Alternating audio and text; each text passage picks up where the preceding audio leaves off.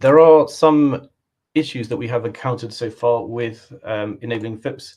So I mentioned that we tried to just sort of seamlessly enable it across the board on an Ubuntu version, but obviously not every application that runs on Ubuntu is necessarily geared up to operate in FIPS mode, and there are some quite high profile issues that we've encountered.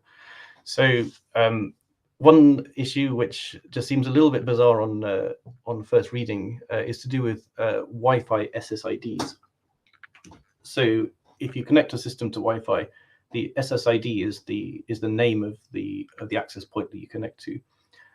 Now, through some sort of maybe unexpected combination of standards, the Wi-Fi standard says that the SSID is used in an input to a key derivation function, but the FIPS 140 standard says that key derivation functions must have a minimum input of 16 characters.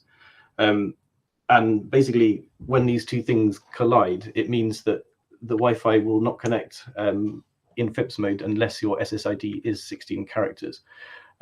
Now, I don't think Canonical is in a position to be dictating whether Wi-Fi operated in this way is FIPS compliant or not. We are just trying to follow the rules as best we can. It is possible to connect to Wi-Fi. You can disable FIPS mode for Wi-Fi, or you can just increase your SSID to be 16 characters. But this is definitely one that an issue we have seen people face. Hopefully, increasing the SSID to 16 characters will sort of go some way towards fixing that if you come across that problem. Sometimes we found that driver packages will install 32-bit versions of the crypto libraries.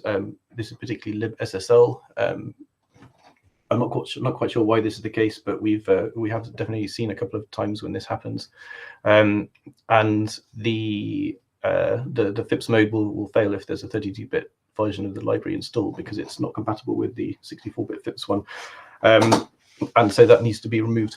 There are details of this available on our website in our documentation section about the FIPS 140-3 modules.